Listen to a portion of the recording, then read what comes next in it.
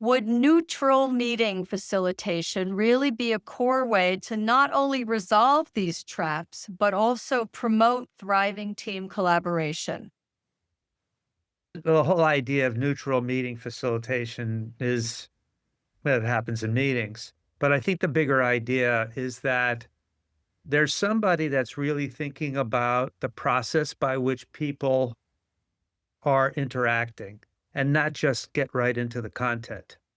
And so it really meets our needs as a human being for there to be clarity about how we're working together and what we're trying to achieve. So kind of looking at things with process eyes. So that whenever you're, working on a team, getting clear about what you're trying to achieve and having somebody manage the process by which you're achieving it totally reduces the cycle time of decision making because people hate being in meetings and they generally go off and do the work by themselves.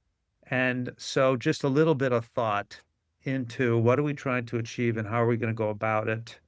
Yeah, makes a big difference. I think that having a neutral facilitator is a luxury in many organizations that they don't have necessarily. Some organizations do, but most don't have a team of neutral facilitators that you can just schedule whenever you want.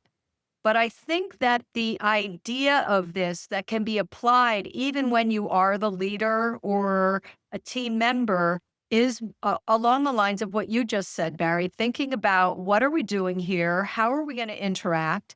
And in the case where, let's say I am the leader, but I really want to draw out my team members, I'm not going to come in and start pontificating with my ideas. If I genuinely want my team to participate, then I have to listen with an open mind and let people participate before I come in with my ideas. And if I'm still a leader.